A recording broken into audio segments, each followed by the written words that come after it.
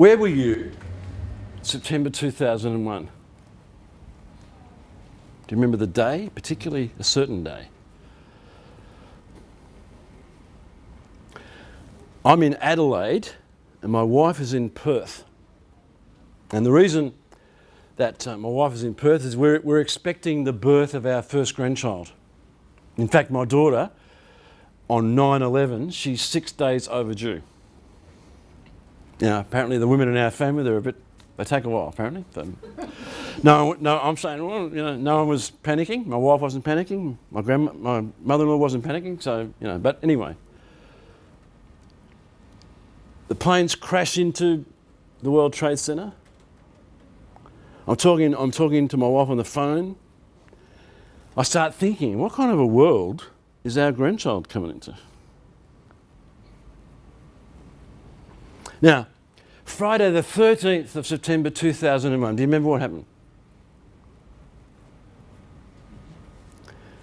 That was the day, you got a clue there, Enric? Friday the 13th September 2001. Well, that was Ansett Airlines' last day. I'm booked to fly from Adelaide to Perth to be at the birth of my grandson. Didn't know he was a grandson then, but 1:30 was my flight on that. I rang them the night before. I'm a Golden Wing member as well. I made more than 1 million frequent flyer points. They all went south that day. So if I want to get to Perth, the only way I got really two choices. I can get a train or I get another plane. Well, of course, couldn't get on another plane. I couldn't get on a train of any description. I couldn't get on a bus. I got two choices. If I want to get to Perth, I can walk or drive. Now, has anyone made the journey from Adelaide to Perth? Okay, Andrew, yep. Laurie? Drove it 2 days ago. Right, you just drove it. Well, it's actually, well, it was when in 2000, I've done it once before, so I did know the deal.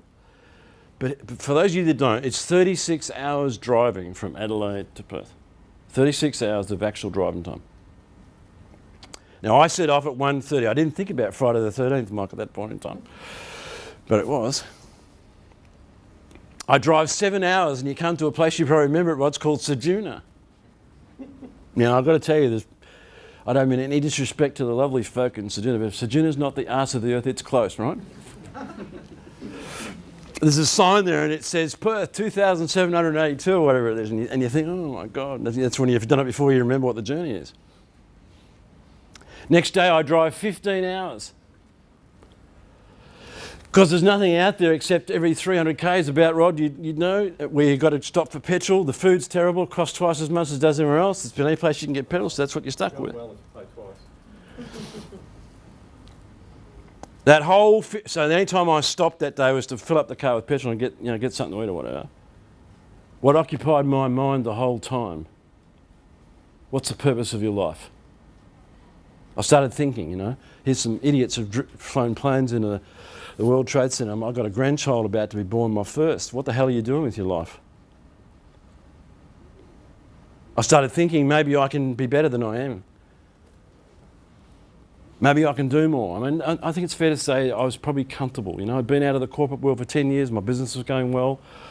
I was doing okay. I thought life was pretty cool. But I had a switch in the heart that day that turned into my head. I've got to get off my ass and do more. I decided that afternoon I'm going to start working internationally. I'm not just going to worry about Australia. At that time I'd done a few things out of Australia, but I'd made a decision that I'm going to go wherever I can go to help people understand some of the things that I've learned in my life. I'm going to do more. Anyhow, you finally get to Perth, right? Oh, it's a relief, isn't it, when you get that far? But I've been thinking a lot. I can't wait to tell my wife some things I've been talking about, because all she cares about, and rightly so, is a grandchild. Hamish was born at 2 minutes past midnight on the 16th September 2001. I held him in my arms for the first time at 2 a.m. the next day. I've got to tell you, it was a magic moment. I call it a defining moment. He was so awake, it's as though he'd kind of been around, all of our lives. It was just one of those magical moments. But when I looked at him and I felt so proud of my daughter who'd just been through 27 hours labour or something, it was terrible. She had a bad go. I started thinking about,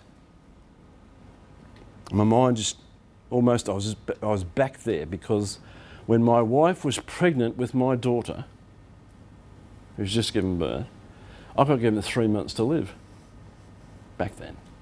My wife was 5 months pregnant with our daughter. We didn't even know she was a girl then. See, I was born with a birthmark just here.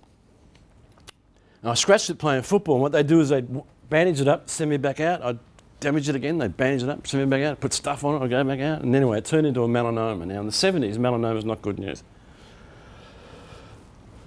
So they took it off, and they didn't really, I was only 22 or 23, they didn't really explain to me the dangers. And so I never thought twice about it. In fact, the afternoon I got it was only about as big as your birthmark, the first tumour. I drove home that afternoon not even thinking about it. Doc didn't really explain. But then when I'm 24, I woke up one morning, it was almost literally, I had a tumour this big, just here. And we go to the doctor, and the doctor says, well, things aren't good. Because the tumour is attached to things called lymph nodes. And the lymph nodes is the body's drainage system. And the doctor explained to my wife and I, we got my son Lucas, he was 18 months old, and as I say, my wife's 5 months pregnant. And the doctor says, if we get to the last line of the lymph nodes and they're malignant like the tumour, unfortunately your life is over. And you might have 3 months.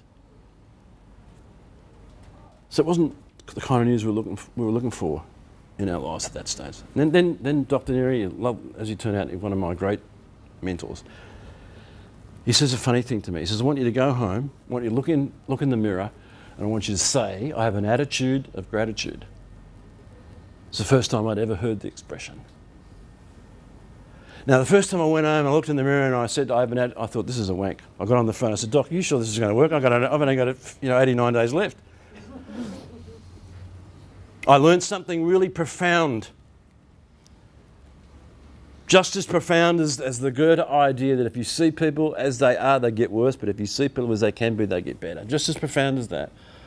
I learnt that when we're grateful for what we've got, we can have more of what we want. Dr. Neary says to me, the reason you're sick, son, is you're ungrateful. I thought, what? I didn't understand it, He had me meditate. I couldn't even spell meditation. But I started to learn. I started to understand what makes us unique. Dr. Neary said to me, we're not our thoughts, we're the being who's having them. Well, that was a bit hard to get my head around at age 24 years of age. But I learnt through meditation you can actually watch your thoughts go by. I learnt that we are not our thoughts, we're actually the being that creates them. I learnt that you choose whatever you want. I learnt happiness is a choice. I learnt attitude is a choice. And so it turned out to be a very fortunate experience, and obviously I survived. Dr. Neary said, he scared me about 2 days before I had a major surgery. He said, he scared me a couple of days out. He said, 20% of the equation is in my surgical hands. And I knew he was Australia's leading oncologist and leading surgeon of the day. He was the best there was in the country at that day. He said, 80% of it's going to be up to you. That scared me, I tell you. I'm going to do my best. But you've got to bring everything you've got to the table. Now, I know when I went through that, because I had to learn to walk in, I had to go through a whole lot of process to get well again. I know that fundamental teaching about attitude was a defining moment in my life. I know that moment I held my grandson in my arms for the first time and thought about what was possible for his life and what I could do as a grandparent. It was a defining moment in my life. Now, what happens in enhancing the gifts, if you really get to understand what makes people tick and you ask them what's worth celebrating, what could be better, and then you start to explore with them defining moments in their lives, profound things can happen because all of us have had defining moments. Like my grandson, my operation, I've had hundreds of these defining moments. We've all had these moments happen to us. And I think that one of the things, these poor people with these planes, everything changed that day.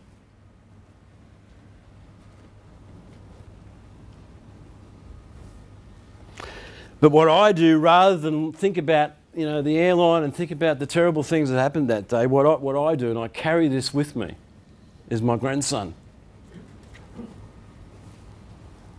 It's on his 3rd birthday. It's probably my favourite photograph because that to me is joy.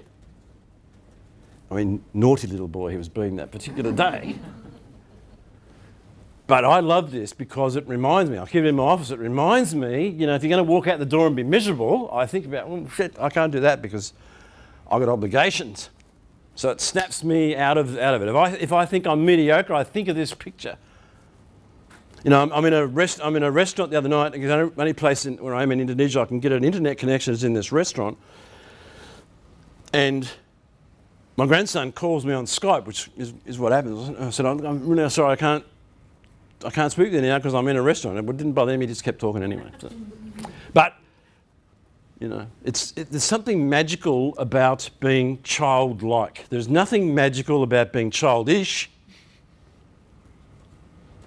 And I'm sad to say that a lot of people that lead organisations in this city and in this country and in our world today, they're childish. You know, the stuff that a lot of politicians do is childish. They get on current affairs programs every day of the week and they're bloody childish, don't you think? The way they behave in Parliament, it's unbelievable. They're childish. I would never have, and I was a ratbag as a child. I would never have got away with the behaviour that our politicians get away with in our Parliament. I would never have got away with that behaviour in the schoolyard. I would have been called a bully.